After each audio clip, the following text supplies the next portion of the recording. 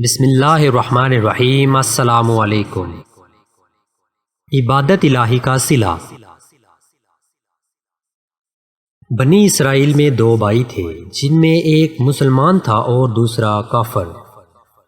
دونوں دریا کے شکاری تھے۔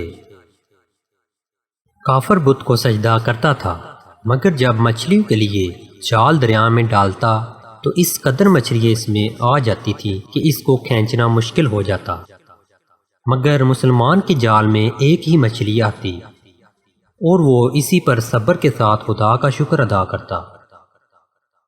اتفاق سے ایک روز اس مسلمان کی بیوی اپنے مکان کی چھت پر گئی تو اس کی نظر کافر کی بیوی پر پڑی جو زیور اور بہترین لباس سے آراستہ تھی۔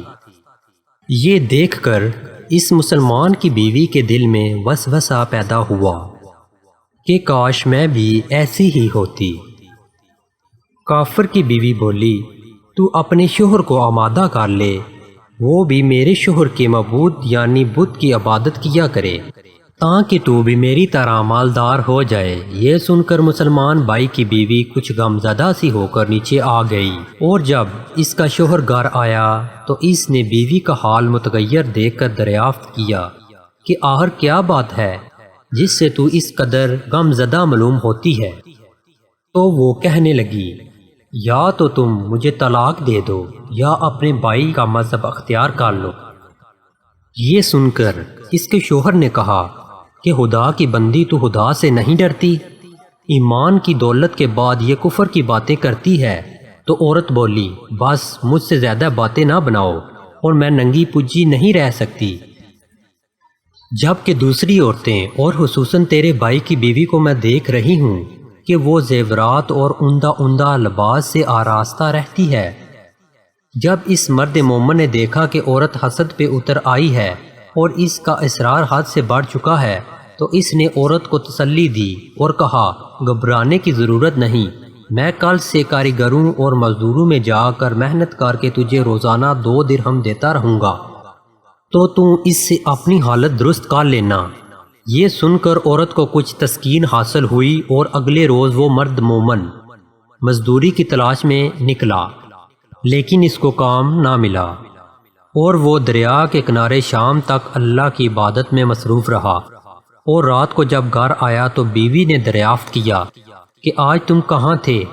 تو وہ کہنے لگا کہ میں بادشاہ کی خدمت میں تھا، بادشاہ نے مجھ سے 30 دن کام کرنے کی شرط کی ہے۔ عورت بولی، وہ بادشاہ تم کو کیا دے گا؟ تو اس مرد مومن نے جواب دیا کہ میرا بادشاہ بڑا کریم ہے اور اس کے خزانے مال و دولت سے بھرے ہوئے ہیں، وہ ہمیں وہ دے گا جس کا ہم کو تصور بھی نہیں۔ چنانچہ اسی طرح برابر وہ اپنے معبود برحق کی عبادت میں مصروف رہا۔ اور 30ویں رات ہوئی تو بیوی نے کہا، سنو میاں، اگر کل تم نے مجھے مزدوری لا کر نہیں دی تو تم پر مجھے طلاق دینا لازم ہو جائے گا۔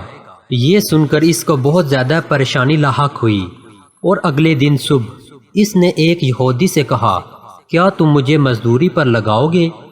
یہ سن کر یہودی کہنے لگا کہ ہاں، تم کو مزدوری تو مل جائے گی، لیکن شرط یہ ہے کہ میرے پاس تمہارے کھانے پینے کا کوئی انتظام نہ ہوگا۔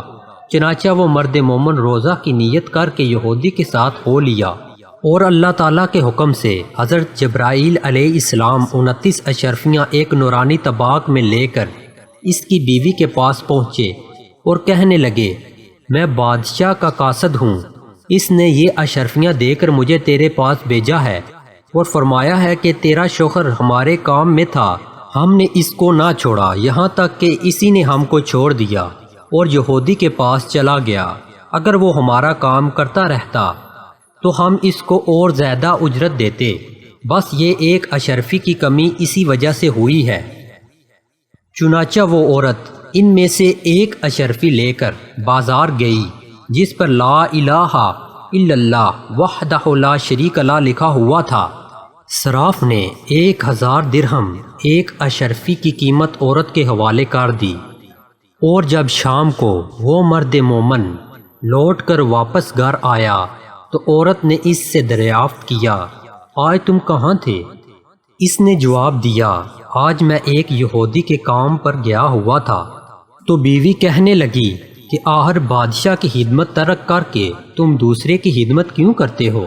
پھر اس کو اشرفیوں کا واقعہ سنایا، جس کو سن کر وہ مرد مومن روتے روتے بے ہوش ہو گیا، اور جب اس کو ہوش ہوا تو بیوی سے کہنے لگا، افسوس کہ میں نے بادشاہ دو جہاں کی خدمت کا حق اپنے اوپر لازم نہ کیا۔